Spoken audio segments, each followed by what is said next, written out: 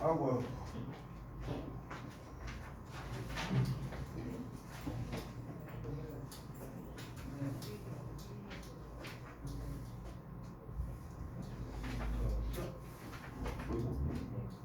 이건 줄 알았어.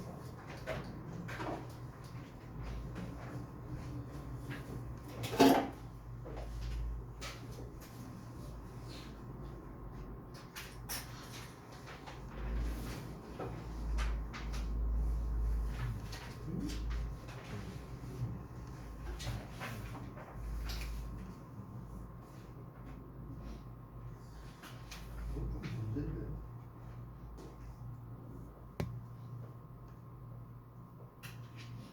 듣기도 없고. 또 어쨌든 두 번 다 안 가져왔다고. 왜? 저 10점 맞아?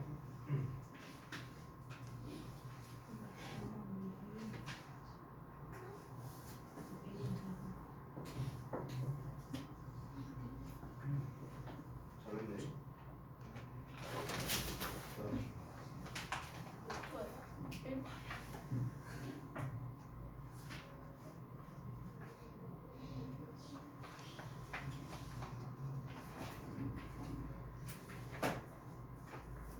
잘했는데 요것만 좀 잘 쓰지.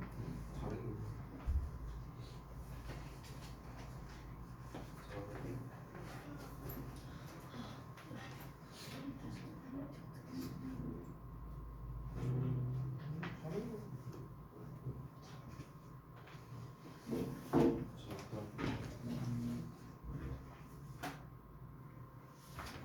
뭐야?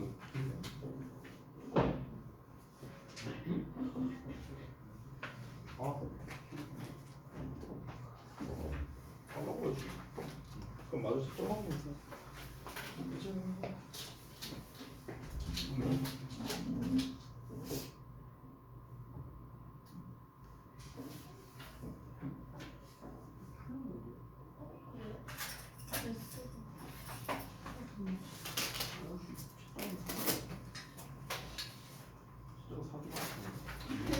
아니 근데 여기에도 인시스트가 나왔을 거야.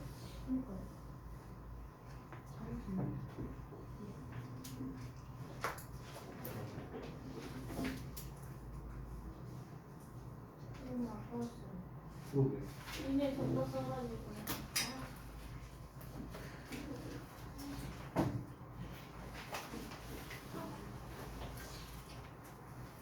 삐알 있어요? 응? 삐알 있어요 지금까지? B 아래 하자고요? 삐알에. B풀이라고 해서 그래. B풀이. 아 그래요? 네. 삐알에 됐나? B풀 이상. 아니 B는 씨 누가 나왔어? 그래요? 그럼 말했네 이미.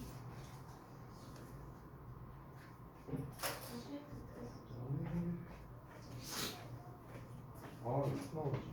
잠깐만.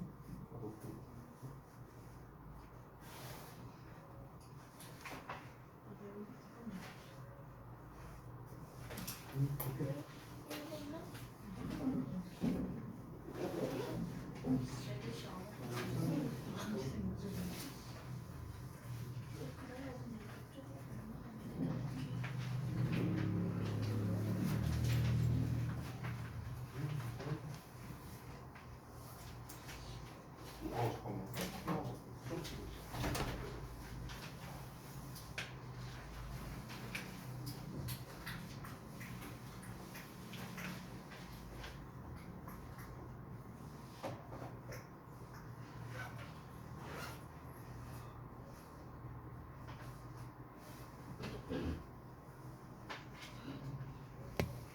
장국에서 만점자 있어. 무조건. 일본이 좋다. 우리 건물 전체에서. 아우. 어제 오늘 제가 학원 들어온 이래로 컨디션이 제일 안 좋은 것 같아요.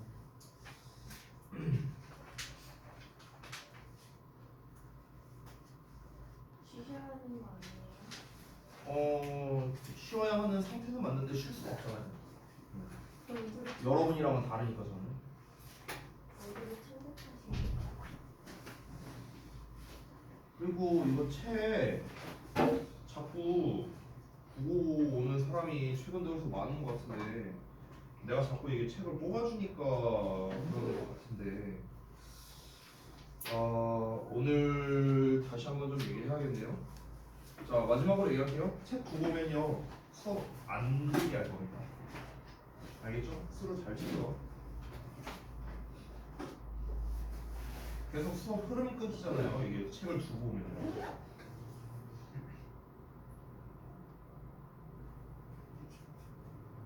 그리고 책 두고 만약에 왔는데 제가 이렇게 책 뽑아주고 한다면 그 사람 한 명 때문에 수업 연장할 겁니다.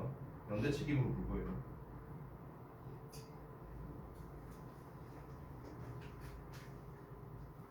아 이거 완전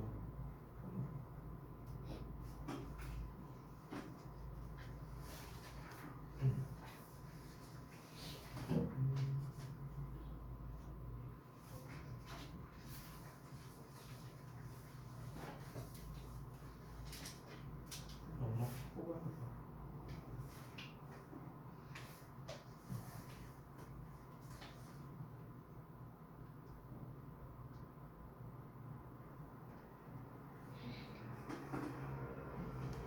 뽑은 거 갖다 줄게. 잠깐만.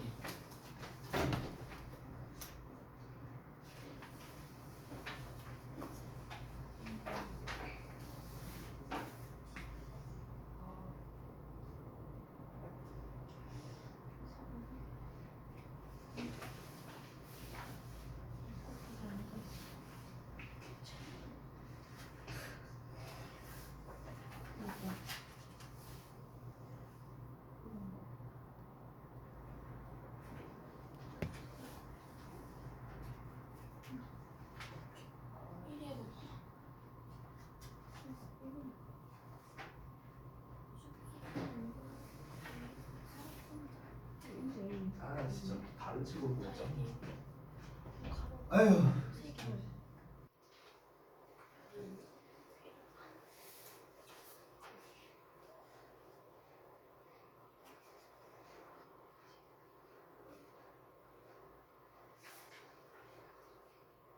계속 흐름이 끊기잖아. 이게 뭐야?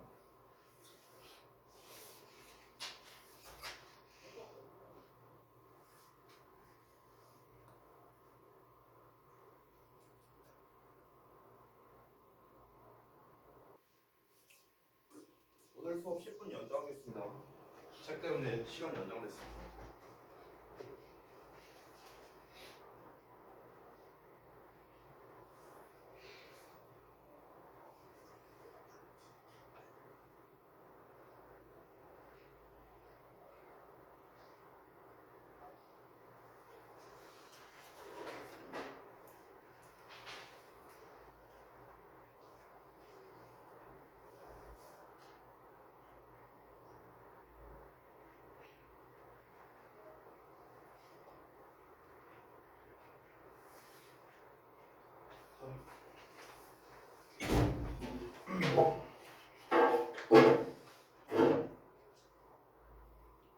우선 그 데일리 테스트 피드백 먼저 하고요. 그 다음에 수업 이어서 하도록 하겠습니다.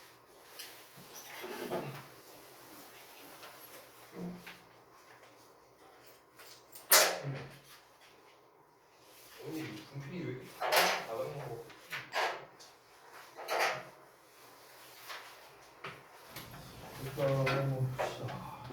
일단 대체적으로 잘했는데 아쉽네요. 한 주는 기회를 줘야겠죠. 토요일까지 하거든요. 왜냐면은 이제 오늘 시험 본 게 이제 영작이니까 그래머도 있고 저기 뭐냐 리딩도 있잖아요. 그러니까 한 주 정도 기회를 주죠. 한 주 정도. 잘 보시고. 자 1번부터 봅시다. 포인트만 말하고 넘어갈게요. 1번에 읽어봤을 때 언어 차이들에도 불구하고 전 세계의 표지판들은 공통적으로 뭔가를 하고 있다.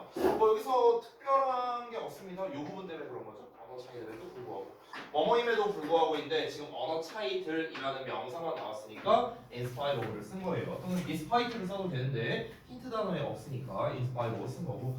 그리고 이제 공통적으로라는 말이 in common이라는 표현이니까 이거는 좀 같이 알아두시고. 자 그다음에 두 번째.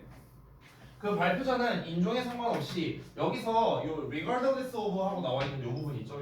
요거를요 여기 대절 안쪽에다가 쓰실 여기 앞쪽 대 바로 뒤에다 쓰신 분들이 있는데 상관없어요. 상관없는데 만약 대 바로 뒤에 쓸 거면은 콤마 정도로는 구분을 해줘야 됩니다. 요 내용을 만약에 대 뒤에다가 바로 붙여 쓸 거라면. 그 다음에 이어서 문화적 다양성 또한 한 회사의 성공의 핵심이라는 것을 주장한다. 자 그러면 이만큼이 지금 전부 다 이제 대절이란 거잖아요. 그래서 요 안쪽을 쓰는 게 핵심이 되겠네요.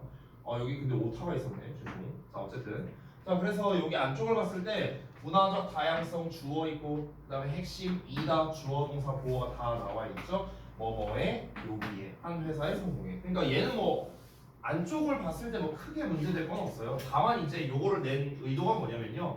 주장하다라는 표현이 나왔으니까 이제 should를 혹시 써야 되는 거 아닌가? 근데 이제 여기서는 그냥 핵심이어야 한다가 아니라 핵심이다라고만 나왔으니까 앞에 should가 생략된 그 버전이 아니다라고 볼 수 있겠죠. 자, 그다음 넘어가서 3번 볼게요. 우리가 봉사하는 것을 통해 우리의 지역 사회를 돕는 것에 기여할 수 있는 수많은 방법들이 있다.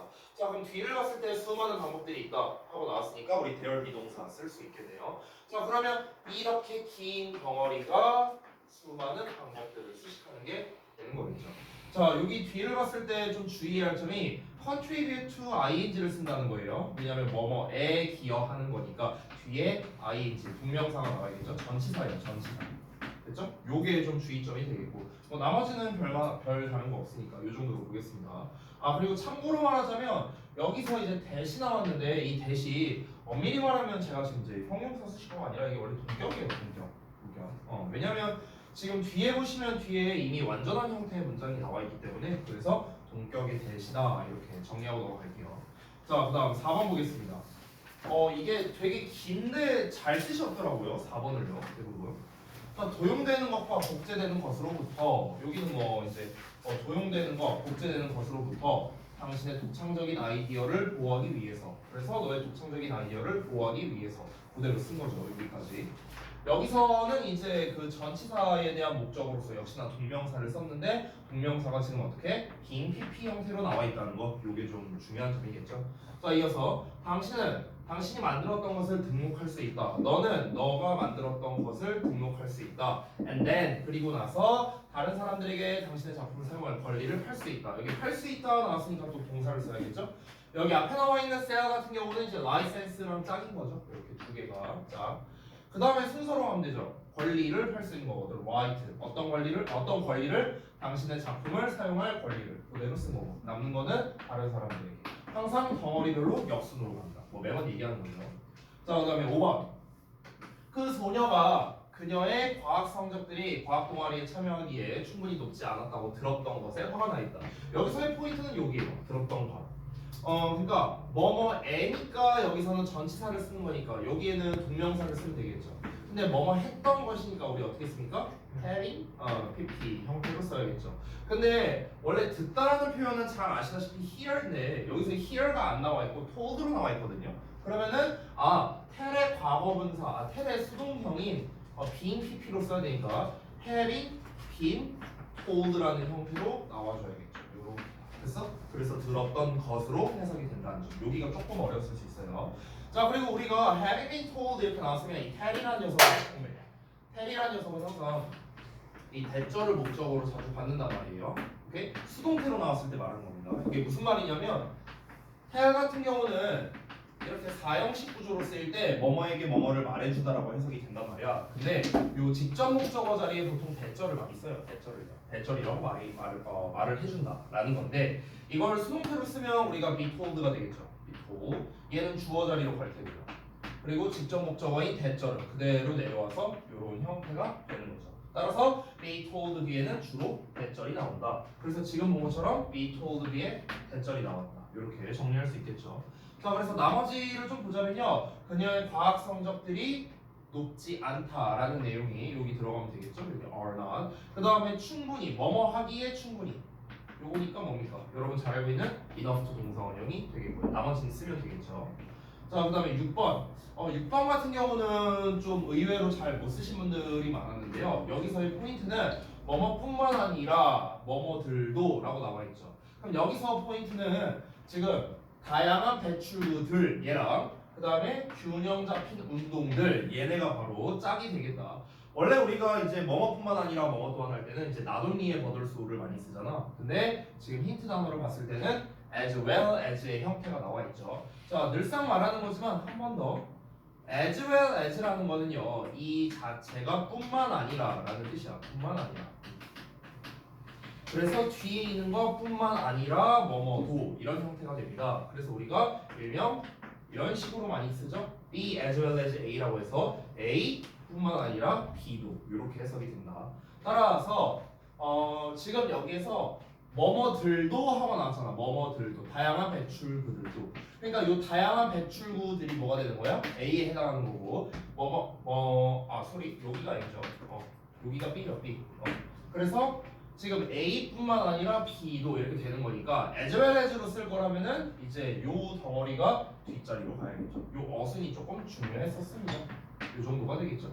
그래서 우리의 신체를 위한 균형 잡힌 운동들, 우리의 신체를 위한 균형 잡힌 운동들 뿐만 아니라 감정을 위한 다양한 배출구들 여기만 쓰면은 사실 나머지는 별거 없었어요. 나머지는 뭐 그냥 간단한 것들. 못하 있었어요. 응? 저기 저기요? 왜? 이모션스. 아웃 바디 쓴 게 그러네요. 아웃 바디 쓴 거. 우리 카드리 이렇게 많이 있네. 죄송. 제가 컨디션이 안 좋았나 봐요. 혹시. 아니 어제 좀 딴 얘기긴 한데요. 예비군을 갔다 왔는데 진주요? 어? 진주? 예비군 어제. 그래서 어제 군복 입고 수업했어요. 진짜요? 네. 근데 이제 차마 내가 영상으로 남기기는 싫어서 그래서 이제 제가 이제 한 가지 기도를 했죠. 제발 결석자 없어라. 근데 고1 반에 결석자가 있네. 그래서 어쩔 수 없이 그 반만 촬영했고 나머지 반은 촬영을 안 했어요. 근데 아무튼간 근데 이제 제가 어제 예비군이 이제 오전에 있었는데요. 잠을 내가 한 40분 잤어요. 좀 불면증이 좀 심해갖고 한 40분 자고 이제 아침부터 예비군 받고 이제 학원 이제 바로 출근해서 어제는 또 풀수업이거든요. 그러다 보니까 제가 좀 군복 입어서 그런 것 같아요. 아무튼 그래서 컨디션이 좀 안 좋았어요 어제. 근데 이제 이게 조금 연장이 된 것 같네요. 그래서 일단은 뭐 양호고 했는데 뭐 특별히 지금 이렇게 차보가 있는 것 같지 않아서 그래서 일단은 뭐 수업에는 최대한 지장 없게 제가 이렇게 할게요. 오늘 하루만 조금 양해 부탁드려요. 죄송해요 여러분. 쓰러지시는 거 아니죠 갑자기? 아이 그러지 않아요. 그런 줄 알죠? 아예 그런 건 아니에요. 그런 건 아닌데 근데 이제 어쨌든간 이제 좀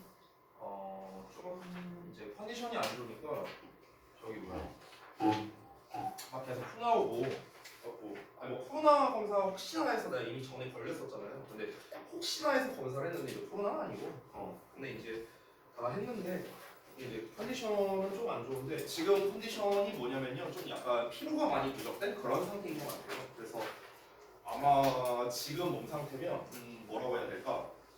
제가 이제 불면증이 좀 이제 있다고 했었잖아요. 아마 지금 상태면 1분 내로 잘 수 있을 것 같아요. 침대에 누워. 보여주시면 돼요. 뭘 보여줘? 근데 이제 참고 하는 거죠, 참고. 여러분이야 이제 아프니까 오늘 집에서 좀 쉴게요 하는데 야 내가 아프다고 집에서 쉴게요 할 수는 없잖아. 그러니까 일단은 뭐 수업에는 지장이 없게끔 이렇게 할 테니까 좀 노력할게요, 저도 노력할 테니까. 그러니까 여러분 잘 따라오시고. 이제 뭐 변결한다고 하긴 하네 많이 자석들아. 나도 지금 안 좋아 죽겠는데요. 최대한 이제 티 안 내고 이제 수업을 할게요. 이제 뭐 코 나오는 건데 이건 티를 안 낼 수 없으니까 어쩔 수 없지만 어쨌든 한번 잘 해보겠습니다. 자 그러면은 10번부터 볼 차례인가? 아닌가? 12번. 아 잠깐만요. 죄송해요. 교재가 이게 아니고. 저희가 왜? 이거 11번. 아니 근데 니네 교재가 여기 있네. 오메. 이 책을 정리하고 싶은데 다 쓰는 책이라 정리할 수가 없네. 10번. 그런 문제였네요. 요거 전에 아마 한번 얘기를 했었나? 흐름에 대한 거? 4번을 때 설명을 했었겠네요. 4번 할 때. 그때 제가 그 흐름 문제 푸는 거 관련해서 한번 얘기한 적이 있었거든요. 근데 이제 한 번만 더 복습을 좀 해볼게요. 흐름에서 이제 흐름 유형 특징 한번 설명했던 거예요. 그래서 앞에 아마 여러분 4번 문제 풀 때 제가 얘기할 때 그 필기를 하셨을 테니까 굳이 또 필기하실 필요는 아마 없을 겁니다. 자, 그래서 첫 번째 흐름 유형 특징이 어떤 거냐? 바로 웬만하면 답은 3, 4번에서 많이 나온다. 이런 얘기 했었죠. 됐어요? 이유가 있는데 이유는 생략하고요. 자, 그다음에 두 번째 주로 주제가 문두에 나오는 경우가 많습니다. 그러니까 문장 초반부에 나오는 경우가 많다는 거예요. 근데 당연히 아닌 경우도 있습니다. 당연히 아닌 경우도 있고요. 자, 그다음에 이제 세 번째 흐름 유형 이제 이거는 풀이에 관련된 건데요. 이것도 말했다시피 이게 모의고사 풀 때랑 내신에서의 풀 때가 좀 이제 차이가 있었어요. 그러니까 모의고사 같은 경우는 보통 유형을 어떻게 내냐면요, 두 가지 버전으로 냅니다. 어떤 거냐면 소재를 아예 다르게 하거나 아니면 소재는 똑같은데 주제는 다르게 낸다거나 이 두 가지 버전이 제일 많았어요. 근데 모의고사의 경우에는 예전에는 이런 경우들이 있었지만 요새는 이걸로 좀 잘 안 내려고 합니다. 그래서 요새는 웬만하면 소재는 똑같은데 주제는 다르게, 그러니까 이 버전으로 내는 경우가 많아요. 뭐 예를 들면 그런 거죠. 예를 들어서 제가 뭐 이제 전에도 한번 분필 얘기한 적이 있었지만 만약에 내가 분필의 뭐 역사 뭐 이런 거에 대해서 한번 얘기한다고 치는데 분필의 역사에 대해서 쭉 얘기를 해보다가 분필은 뭐 흰색, 파란색, 노란색, 빨간색 뭐 이런 분필이 있다. 갑자기 분필의 색깔에 관련해서 얘기해버리네요. 그러면 분필이라는 소재는 동일하지만 주제에서 벗어난 거죠. 그런 게 흐름상 어색한 거다. 이게 모의고사 스타일. 내신 같은 경우는 어떠냐면요. 내신은 이제 주로 많이 좋아하는 게 얘는 플러스 마이너스로 출제하는 걸 좋아해요. 플러스 마이너스. 내신에서는요. 왜 그러냐면 모의고사 같은 경우는 어쨌든 처음 보는 지문이잖아. 그러니까 처음 보는 지문이니까 모의고사에서 여러분께 이제 물어보고 싶은 건 뭐냐면 너 이거 지문 이해 잘했어? 이걸 물어보는 거야. 지문 이해 잘했어? 뭐가 주제에서 벗어난 건지 너 찾을 수 있겠어? 처음 보는 지문인데 이걸 의도하는 거야. 근데 내신은 그게 아니죠. 왜냐면 내신에서는 이미 여러 번 봤어요. 이미 여러 번 봤기 때문에 내신에서 출제할 때는 야 너는 A가 좋고 B가 안 좋다는 내용이 잘 숙지가 됐어? 이걸 물어보는 거야. 나의 함정에 안 걸려들 수 있겠어? 이렇게 의도를 하는 겁니다. 그래서 학교에서 시험을 낼 때 만약 지문을 봤더니 A는 좋고 B는 안 좋다라는 내용이 나왔는데 예를 들어 이중부정 같은 걸 이용해서 B가 안 좋지 않다 막 이런 식으로 써놓는 거야. 그럼 이제 플러스가 되죠. 그렇죠? 그러니까 이렇게 낚시를 해갖고 출제하는 거. 이게 바로 내신 스타일이에요. 알겠죠? 그러니까 흐름 같은 경우는 이렇게 모의고사냐 내신이냐에 따라 이렇게 스타일이 아예 좀 차이가 있다. 왜냐면 내신을 요 스타일로 내버리잖아요. 그러면 난이도가 너무 쉬워집니다. 좀 더 구체적으로 말하면 본문 암기한 애들한테 유리해집니다. 이 애를 이 스타일로 내버리면. 왜냐면은 본문 실컷 암기했는데 이거 없던 내용인데 얘가 정답 이래버리면 되잖아. 그렇기 때문에 내용을 살짝 아예 바꿔버리는 쪽으로 출제, 그러니까 내용을 플러스를 마이너스로, 마이너스를 플러스로 이런 식으로 긍정 부정을 활용해서 출제하는 게 이제 내신에서 내기가 좋다라는 거죠. 이게 좀 더 고퀄의 문제라는 거예요. 이해되시죠? 고등부에서 보통 이렇게 된다. 만약에 내신에서 요 스타일로 낸다? 그러면은 아유 감사합니다 하고 맞추면 돼요. 근데 어쨌든 이 스타일로 내더라도 그렇게 어렵진 않거든요. 그러다 보니까 흐름 문제가 그렇게 많이 출제되는 유형은 아니다. 내신에서 또 모의고사에서 각각 한 문제 정도씩만 나온다. 이 정도로 얘기하겠습니다. 전에 한번 얘기한 거고요. 자, 근데 우리는 유형에 관계없이 주제가 됐든 흐름이 됐든 뭐가 됐든 간에 유형에 관계없이 항상 풀이법은 비슷하겠죠. 일단 우리가 초반부를 통해서 소재를 파악을 해야 되고 이 소재를 기반으로 무슨 이야기를 하고 있는지 글의 주제를 파악하는 게 중요하겠죠. 제가 최근에 한 고1 친구가 그런 거를 이제 물어봤었어요. 이제 뭘 물어봤냐면 이 모의고사를 이제 우리가 학습을 할 때 이제 그런 걸 물어보더라고. 자기가 어떤 이제 그 유튜브인가 어디서 이제 인강을 봤대요. 인강을 봤는데 그 인강 그 영어 강사께서 하는 말이 이제 그 모의고사 설명을 할 때 자 이렇게 해서 여기 읽으니까 주제 나왔지? 그러니까 뒤에는 읽을 필요 없어. 여기만 읽으면 돼? 하면서 이제 강의를 하더라. 그래서 이제 저한테 물어본 게 그럼 실제로 모의고사 풀 때는 모든 지문을 다 해석할 필요가 없느냐? 그러니까 내가 핵심만 찾으면은 그 부분만 읽고 그냥 넘어가도 되느냐? 이렇게 이제 질문을 하더라고요. 일단 이거는 정답은 없다고 생각하는데 제 개인적인 의견으로는요. 저는 처음부터 끝까지 다 읽어야 한다고 생각해요. 저는 왜 그러냐면요, 여러분. 보통 방금 말했던 인터넷 강의나 이런 걸 보면은 보통 강사들이 그렇게 가르치는 분들이 있어요. 자, 이렇게 쭉 읽어보니까 그래, 여기서 핵심 나왔네. 그럼 여기가 주제가 되는 거지? 그러면 정답 몇 번? 몇 번. 자, 뒤에 읽을 필요 있어? 없지. 끝. 이렇게 하는 경우가 많단 말이야. 근데 이거에 문제점이 있어요. 이 방법의 문제점 두 가지가 있습니다. 첫 번째, 그분은 강사잖아요. 그렇죠? 우리는 강사가 아니잖아. 우리는 학생이죠. 학생 입장에서 얘가 주제네, 얘가 중요한 거네를 판단하기가 쉽지 않아요. 그게 문제예요. 그게 첫 번째. 그리고 두 번째는 뭐냐면요, 뒤에 반전이 나올 수도 있어요.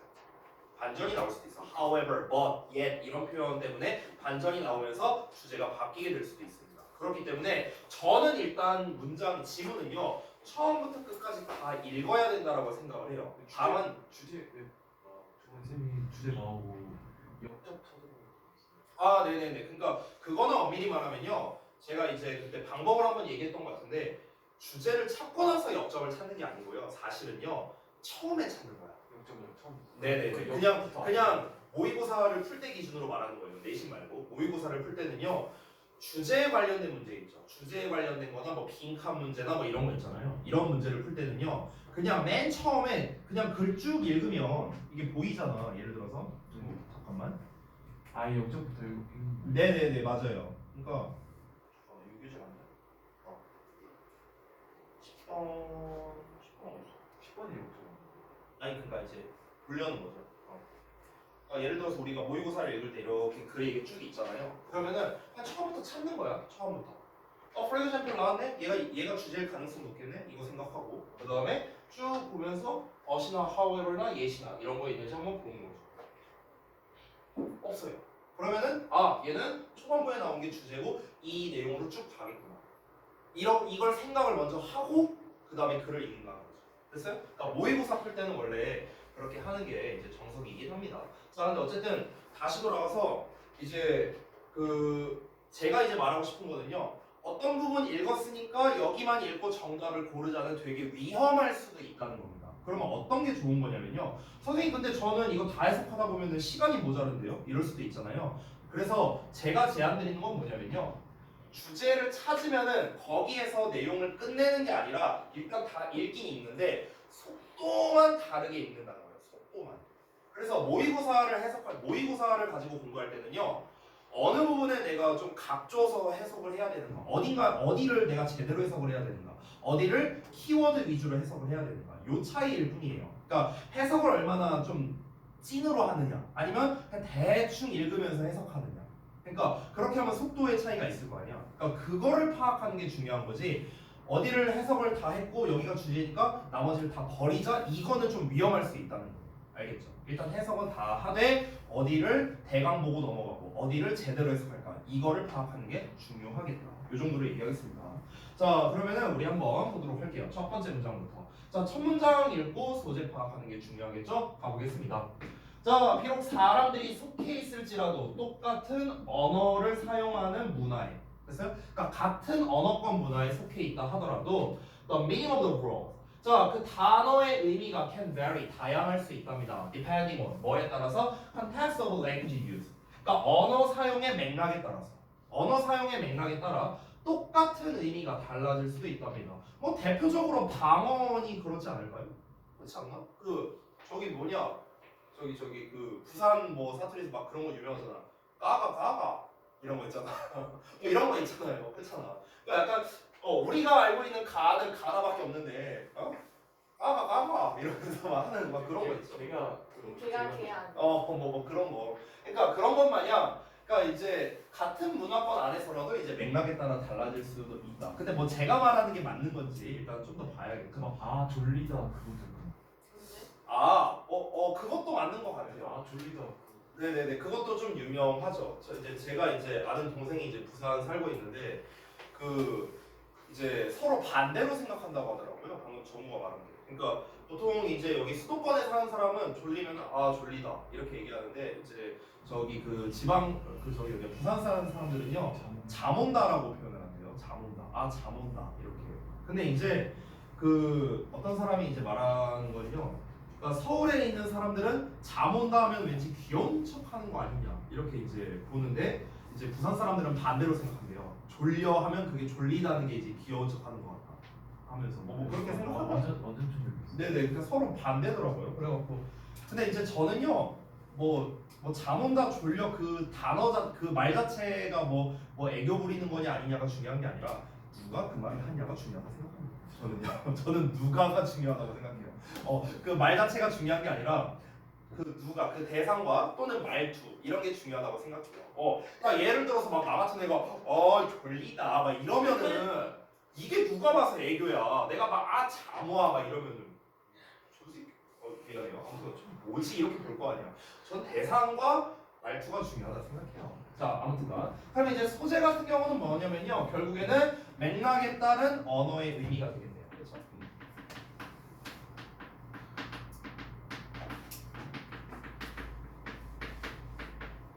이렇게 되겠네요. 맥락에 따른 언어의 의미인데요. 자 한번 보겠습니다. 의미를 한번 볼게요. For example 예를 들어서 Where's like near and far? 자, near와 far과 같은 단어가 있는데 이런 게 의미할 수 있답니다. 다른 의미를 가질 수가 있대요. 뭐에 따라서 where you are, 너가 어디에 있느냐, 그리고 what you are doing, 너가 뭘 하고 있느냐. 이거에 따라서 near랑 far 같은 단어들이 좀 이렇게 다를 수 있다는데 좀 더 자세히 한번 볼까요? If you're at a zoo, 자, 너가 만약에 동물원에 있다면 그러면 you might say, 너는 말할 수 있답니다. You're near an animal. 그러니까 너는 동물 가까이에 있다고 말을 할 수가 있겠죠. If you could reach out and touch it. 자 여기서 reach라는 거는요 도달하다라는 뜻이 아니고요 뻗다라는 뜻이에요. 뻗다. 좀 잠깐만 볼게요. 별거 아닌 단어인데 요건 좀 필기해 둡시다. reach가 자타동사가 둘 다 되는데요. reach가 자동사로 쓰인다고 한번 해볼게요. 자동사로 쓰일 때는 주로 어떤 표현과 잘 어울리냐면요. reach out으로 쓰거나 아니면 reach to 명사 또는 reach into 명사 뭐 이런 식으로 많이 쓰입니다. 됐어? 이럴 때는요 주로 손을 뻗다라고 해석이 돼요. 손을 뻗다. 근데 이제 우리가 잘 알고 있는 타동사라면 당연히 뒤에 목적어가 오겠죠. 뒤에 목적어. 이때는 우리가 잘 알다시피 어딘가에 이제 도달하다. 뭔가에 뭐뭐에 닿다. 이렇게 해석을 하죠. 그렇죠? 우리가 보통 잘 알고 있는 뜻은 이건데 reach 뒤에 그냥 reach out으로 나오거나 아니면 reach to나 reach into 이렇게 전치사를 붙이면 손을 뻗다라는 의미가 됩니다. 그래서 예를 들어 내가 주머니로 내 손을 뻗는 거죠. reach into my pocket 이런 식으로. 그렇죠? 그래서 이제 간혹 가다가 문법책 같은 거 보면은 reach 뒤에 to를 못 쓴다라고 설명이 돼 있는데 그게 아니고요. reach to를 쓰면 의미가 달라지는 거예요. 아시겠죠? 자 다시 한번. 그럼 if you could reach out이니까 너가 손을 뻗을 수 있고 그리고 그것을 만질 수 있다면요. through the bars of its cage. 그것에 우리의 창살을 통해서요. 그러니까 그 이렇게 창살이 이렇게 있잖아. 동물원 가면. 그럼 그 창살을 통해서 이렇게 손을 뻗어서 걔를 만질 수 있다면 그럼 이때는 우리가 동물 근처에 있다라고 얘기를 할 수 있다는 거겠죠. 자 그럼 여기에서 near가 의미하는 게 뭐겠느냐는 거야. Here the word near. 자 여기에서 near가 뜻하는 거는 means an arm's length away. 그러니까 팔 길이만큼에 떨어져 있는 거. 됐어? 그러니까 요 정도를 의미하는 거겠죠. 이 근처라는 의미가. 자 근데 또 만약에 if you were telling someone 너가 누군가에게 말하고 있어요. how to get to your local shop. 자 그러면은 너의 로컬 샵에 동네에 있는 가게에 도착하는 방법을 누군가에게 말해주고 있다면 you might call it near. 너는 그것을 근처에 있다고 또 말할 수도 있는데요. If it was a 5-minute workway. 그러니까 한 5분 정도 거리라면. 됐어? 그러니까 똑같이 근처라고 했는데 이 근처라는 게 정확히 정량화되거나 수치화된 게 아니잖아요. 그렇잖아. 그러니까 가까이라는 건 뭡니까? 그냥 체감상 우리가 그냥 그 맥락에 맞게끔 여기서 5분 거리면 뭐 가까운 거 아닌가? 이렇게 이제 말을 할 수 있겠죠. 그리고 아까 동물처럼 내가 이렇게 뻗어서 만질 수 있는 정도면 또 근처에 있는 거리라고 할 수 있겠죠. 근데 분명히 두 개 간의 거리는 꽤 될 겁니다. 내가 동물과 가까이 있다라는 이 가까이와 여기에서 5분 정도 거리라고 했을 때 그 가까이 있는 거는요. 분명 물리적으로는 꽤 먼 거리예요. 분명히. 맞죠? 근데 우리는 둘 다 가까이라는 말을 쓴다는 거죠. 자, 다시 한번 보자면 Now the road near me is much longer. 자 여기서 이제 near라는 단어는요 훨씬 더 긴 것을 의미하는데 than arm's length away. 그러니까 팔 하나만큼의 길이보다는 당연히 훨씬 멀겠죠. 그렇죠. 5분 거리라고 하면은 여기서 5분 거리면 어느 정도 되려나? 여기 한 6교 아니 6교는 5분 안에 갈 수 있을 것 같은데. 저 거기 여기는 던킨 도너츠 더 가지 않을까요? 더벤티 모르겠어 거기. 아무튼간. 근데 거기까지 우리가 걸어갔을 때 그래도 거의 한 몇백 미터 될 거 아니에요. 몇백 미터 거리 돼. 팔 하나라고 해봤자 정말 길어야 1미터도 안 되잖아요 이거는. 그렇죠? 그러니까 보통은 그런데. 그러니까 이 거리가 사실은 차이가 많이 나잖아요. 이것만 따져보더라도 몇백 배가 차이 나는데. 근데 우리는 분명 똑같이 near라는 단어를 쓴다는 거죠. 자, words like near, far, small, big, hot, and cold 이런 것들요. 자, 이런 애들 전부 다 이런 모든 단어들이 mean different things. 자, 모두 다른 것을 뜻한답니다. To different people, 다른 사람들에게 at different times, 다른 때예요. 됐어요? 근데 이거는 사실 너무나 당연한 거 아닐까요? 그렇죠? 왜냐면은 우리가 소위 말해서 케바케잖아요. 그리고 상황마다 우리가 그거를 다 정량화해서 말하는 것도 웃기잖아. 여기서 497.5m 거리에 떨어져 있어. 여기서 가까워. 내 체감상으로는 가깝지만 네 체감상으로는 멀다고 할 수도 있지. 아니 이렇게 누가 말해요? 누가 이렇게 말해? 그냥 아니 근처에 있어 한 몇 분 정도 가면 돼. 이렇게 말해버리면 끝나는 거지. 그렇죠? 그러니까 이 뭔가 전부 다 이 비슷한 게 뭐냐면요. 얘네들의 공통점을 한번 말해볼까? 얘네들의 공통점이 뭔 것 같아요? 상대적인 거. 상대적이다? 상대적이다. 일단 저는 이렇게 표현해 볼까요? 정도를 나타내는 표현이라 생각해요. 저는 이렇게 생각해요. 정도를 나타내는 표현. 여기서 말하는 것들은 다 정도를 나타내는 건 아닐까요? 그렇죠? 가까이 있다, 멀리 있다, 뭐 작다, 크다, 뜨겁다, 차갑다 이게 다 어떤 정도를 말하는 거잖아. 그렇죠? 근데 이 정도를 말하는 건 뭐다? 아까 이거는 정우가 말한 거랑 비슷하죠? 얘네가 다 케바케잖아요. 그러니까 사람마다 다르잖아요. 누구는 어떤 걸 먹었을 때 맛있다고 할 수도 있지만 누구는 맛없다고 할 수도 있는 거고. 그렇죠? 그러니까 정도를 나타내는 표현들은 대부분 어떻게 될 수 있냐면요. 주관성이 들어갈 수밖에 없어요. 주관성.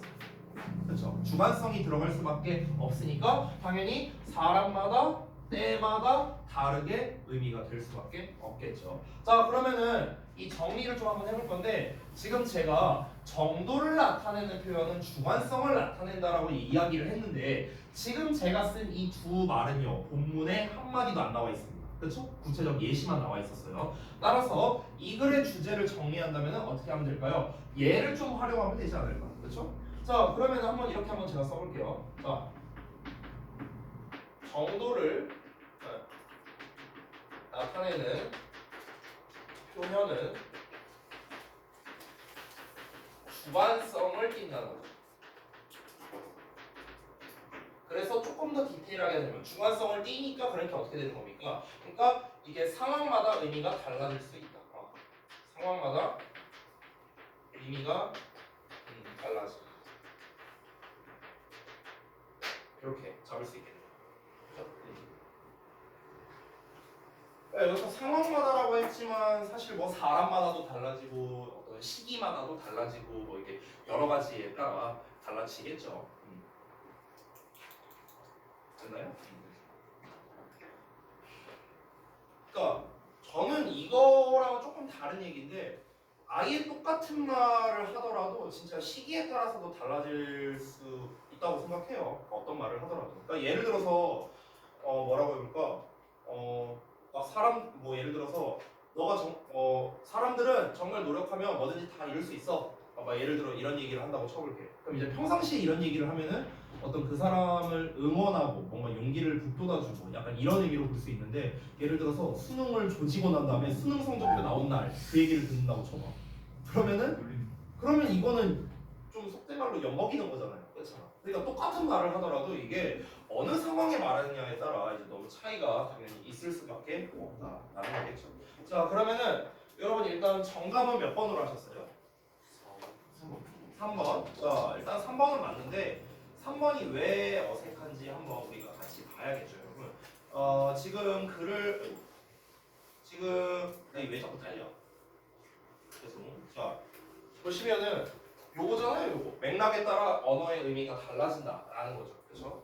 자, 그러면은 3번 내용을 한번 봐봐. 3번 보시면 It seems that 하고 나왔으니까 일단 대절 이하처럼 보이는데 You had better work to the shop to improve your health 라고 나오고 끝났습니다. 뭐야 이거? 너의 건강을 증진시키기 위해서 그 가게로 너는 걸어가는 편이 나아 보인다. 지금 뭐 건강 얘기하는 거예요 지금 이 글이? 건강에 대한 이야기가 아니잖아. 야 너 거기 차 타고 가지 말고 5분 거리니까 걸어가. 그래야 네가 건강해지